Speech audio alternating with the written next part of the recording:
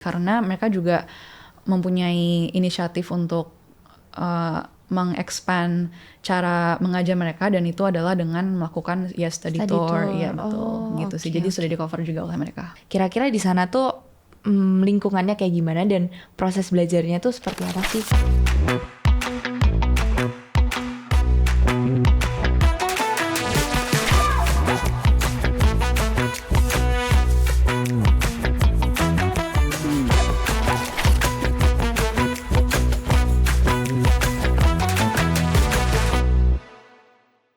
Halo Sobat FEB, selamat datang di episode pertama program Let's Go Around the World.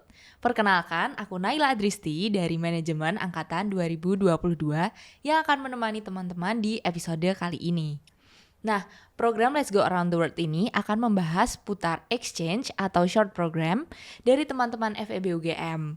Untuk episode kali ini kita kedatangan narasumber keren yaitu Kak Sekar Pramesti sebagai awardee Winter Short Program di Tulus Business School. Tanpa berlama-lama lagi, yuk kita sapa Kak Sekar. Oke, hai guys. Jadi aku Sekar Pramesti Atimeswari dan aku adalah mahasiswa final year FEB UGM 2020 jurusan manajemen. Dan untuk international exposure kemarin aku ke winter program yang diadakan oleh Tulus Business School yang pastinya di kota Toulouse, Prancis. Dan itu programnya berlangsung sekitar 2 minggu lah ya. Oke, mungkin dari kita masih jarang nih Kak dengar atau mengenal tentang short program gitu, terutama winter short program, karena kan kalau misalnya di Indonesia sendiri nggak ada musim dingin gitu ya. Nah, mungkin boleh sharing nih Kak, awalnya tahu tentang informasi short program ini dari mana dan motivasi Kakak untuk mendaftar tuh apa gitu? Oke, jadi aku pertama kali tahu tentang program ini itu dari website OIA atau Office of International Affairs, dan juga dari teman aku yang kebetulan juga mempunyai minat yang sama ya, sama kayak aku. Nah, alasan kenapa aku termotivasi untuk mengikuti program ini adalah mereka itu menawarkan materi yang fresh dan juga baru gitu loh. Yang saya juga tertarik gitu, dan dan aku juga tertarik.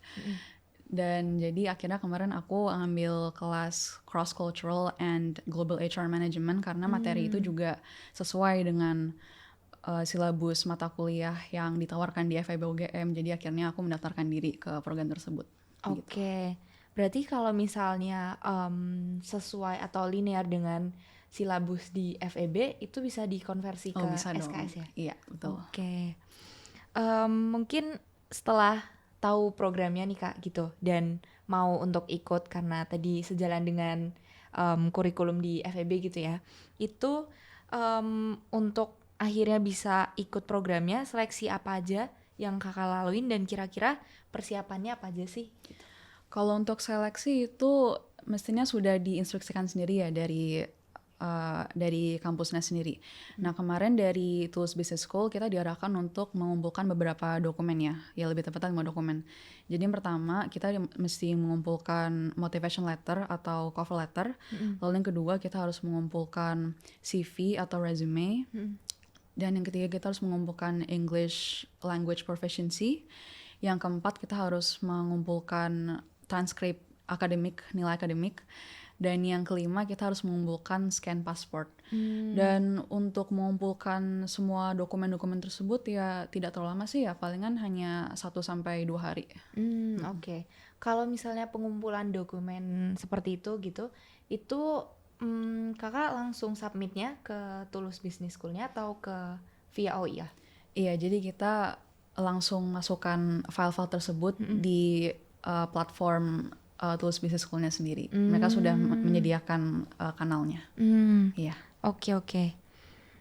Mungkin setelah seleksi berkas nih Kak dari 5 berkas itu tadi, ada nggak proses seleksi selanjutnya gitu sampai Kakak akhirnya ikut winter program itu?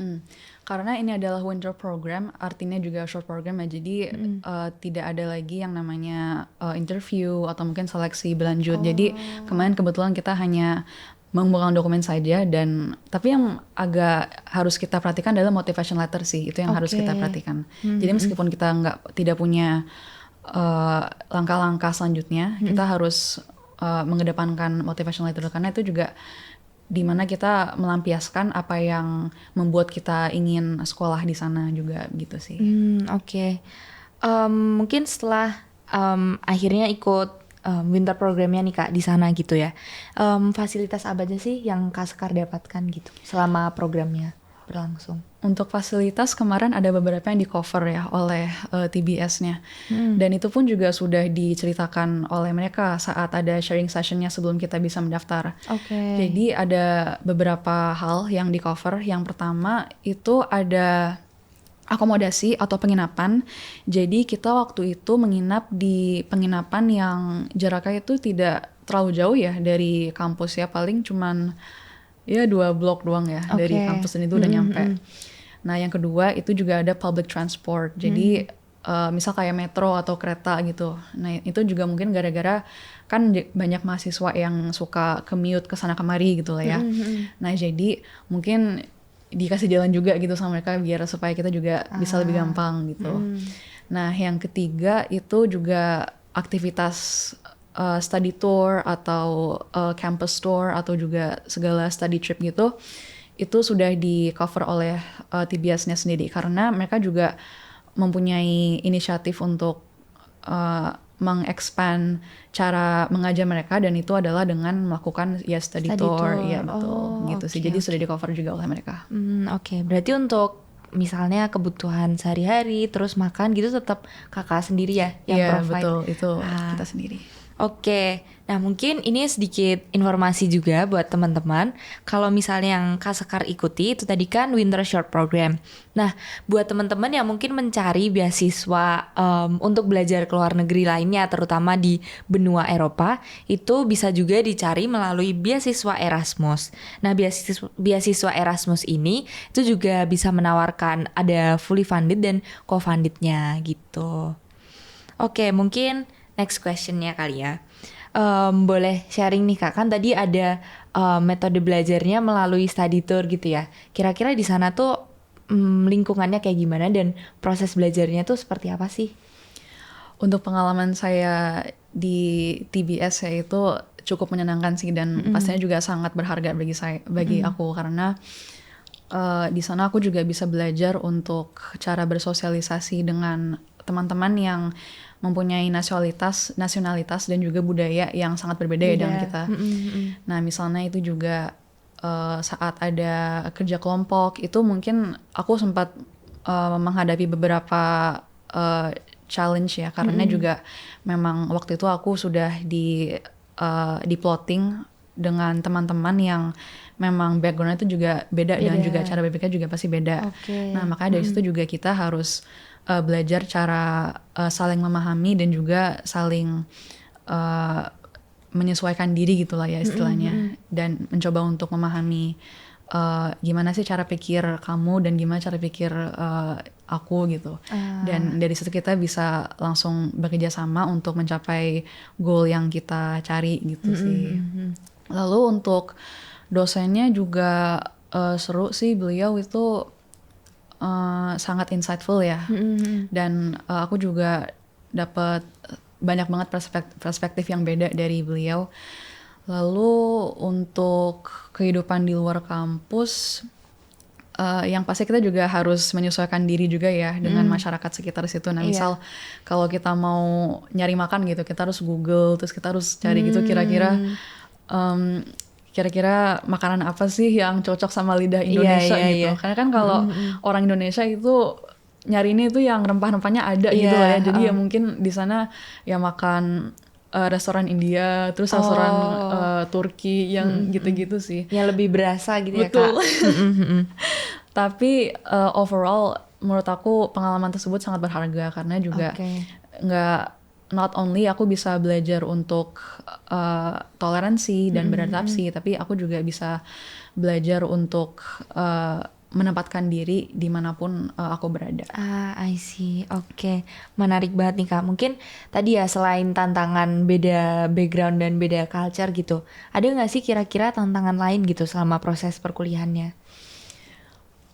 Untuk tantangan di sana sih mungkin nggak ada, tapi ada beberapa saat dimana aku itu mesti double take atau mungkin kayak mikir ulang apa yang dosennya waktu itu omongin karena Oke. beliau itu bukan dari Prancis, melainkan beliau itu dari Peru. Jadi ada beberapa saat dimana aksen Perunya beliau campur sama aksen Prancis. Jadi kita mesti double take ini tuh maksudnya dia ngomong apa gitu. Tapi overall nggak ada sih yang sangat menantang gitu bagi aku. Oke, berarti kalau misalnya dosen mengajar gitu tetap basicnya pakai English ya Kak? Iya, betul, Cuman pakai jadi ada English. kecampur aksen-aksennya gitu. Begitu sih. Oke. Kalau misalnya nih Kak, selain tantangannya ya tadi, selain apa namanya memahami background, terus habis itu ada perbedaan aksen yang perlu lebih dipahami lagi gitu. Kalau misalnya culture shock di Prancisnya sendiri gitu, ada nggak dalam waktu Kakak tinggal di sana 2 minggu aja nih gitu? Untuk culture shock mungkin tidak terlalu banyak, tapi yang masih nempel di kepala aku itu eh, kebanyakan orang di sana langsung mengexpect kita untuk bisa bahasa Prancis gitu. Oh. Ya jadi ada beberapa saat gitu di mana mereka langsung ngomong ke kita pakai bahasa Prancis. Ya dan pas kita ngomong maaf kita cuma bisa bahasa Inggris gitu. Kelihatan gitu dari ekspresi mukanya kayak oh terus gimana ya mesti gimana ya gitu. Dan juga ya itu belum tentu semua orang di sana juga paham bahasa Inggris sih. Jadi mungkin itu yang mesti di keep in mind kalau kita mau ke Prancis gitu. Oke, mungkin bisa jadi notes untuk teman-teman juga yang mau exchange ke Prancis kali ya Kak. Iya. Oke, nah tadi menanggapi apa namanya kesulitan berkomunikasi gitu ya, karena kan mereka juga pemahamannya karena kita udah di Prancis jadi harusnya bisa bahasa Prancis gitu. Nah, kalau misalnya menghadapi hal-hal kayak gitu tuh Kak, biasanya Kakak cara mengatasinya gimana? Atau ada tantangan lain yang perlu Kakak atasi juga gitu? Oke, jadi justru dari kondisi-kondisi seperti itu aku jadi malah makin termotivasi dan semangat ya untuk mempelajari kultur mereka dan budaya Prancis itu kayak gimana gitu supaya kita juga bisa lebih ya gimana yang membaur gitu loh sama mereka. Jadi kemarin aku sempat belajar kalimat-kalimat basic sehari-hari, misal kayak terima kasih, lalu oke. permisi, halo gitu. Dan iya saya juga kemarin sempat nanya-nanya juga ke teman-teman asal Prancis kayak kalau ada orang ngomong ini aku mesti ngomong apa gitu. Jadi penting juga sih untuk beradaptasi dengan lingkungan sekitar mulai dari teman terdekat atau lingkungan terdekat gitu supaya kita juga bisa nyebar keluar juga gitu. Oke, mungkin kalau obrolan barusan tentang tantangan sama culture shocknya ya, mungkin setelah Kak Sekar balik ke Indonesia lagi nih gitu, dari program 2 minggu itu tadi short programnya, ada nggak sih dampak positif gitu yang Kakak rasain? Pasti ada. Jadi kemarin tuh mindset aku pas aku balik ke sini, aku langsung mikir masih ada banyak banget hal yang aku bisa pelajari di luar sana gitu. Jadi dampak yang aku rasain saat aku balik ke sini itu yang jelas aku merasa kalau aku itu jadi individu yang lebih adaptif, lalu aku juga bisa menjadi problem solver yang lebih mahir gitu. Dan selain itu aku juga belajar cara memahami konteks situasional dan juga kedepannya supaya saya juga bisa lebih beradaptasi begitu sih. Oke. Bedanya lingkungannya gitu selama belajar di FEB UGM gitu sama waktu Kakak ke TBS gitu, perbedaan lingkungannya kayak gimana? Jadi yang harus diperhatikan saat kita sekolah di luar ya itu pasti orang-orangnya juga pasti beda dengan yang namanya orang Indonesia gitu ya. Dan ya kita juga harus menerima fakta aja gitu kalau memang cara omong mereka itu kadang ada yang lebih lantang kalau ngobrol gitu kan. Kalau misalnya orang Indonesia udah terbiasa yang halus-halus gitu ya, kalau mau ngomong apa-apa pasti permisi gitu.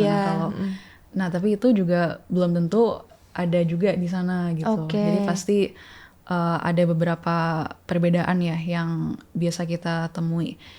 Misal kayak cara kita berterima kasih itu udah beda sih sama di sini. Karena mereka itu juga high context dibandingkan di sini.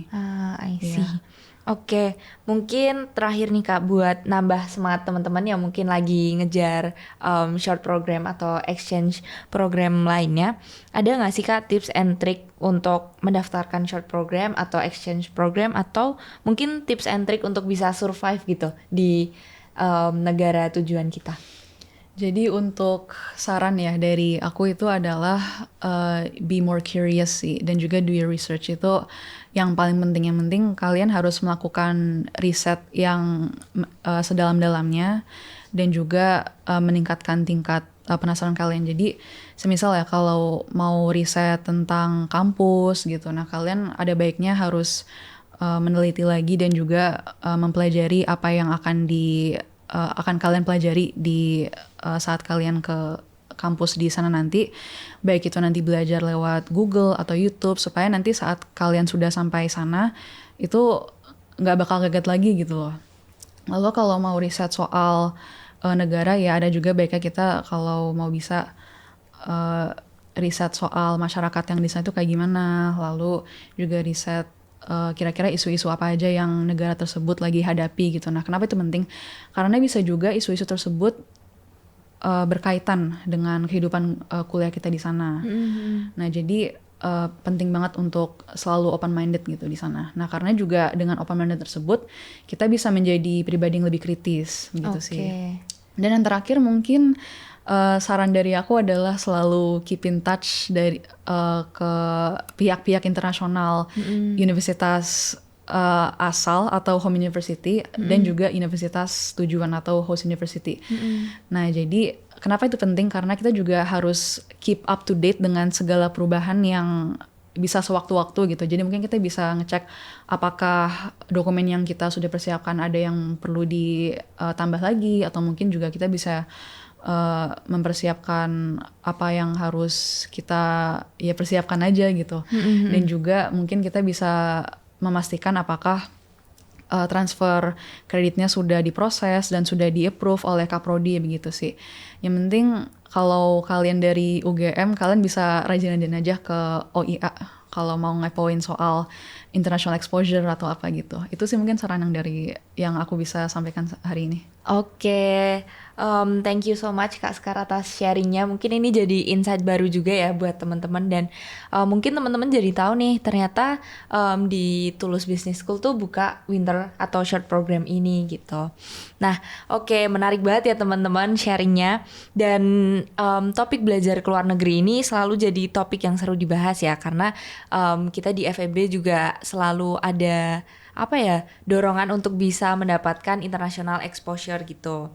Nah, bagi sobat FEB yang ingin tahu lebih lanjut mengenai international exposure, mengenai exchange program atau short program lainnya, itu bisa dicek melalui laman grade.feb.ugm.ac.id, atau bisa mengunjungi kantor OIA di bagian Lobby Dino nih. Oke, mungkin terima kasih banyak ya Kak atas sharingnya sekali lagi. Semoga di episode kali ini dapat membantu teman-teman yang ingin melakukan exchange atau short program ke luar negeri. Jangan lupa tunggu episode selanjutnya di program Let's Go Around the World. See you guys!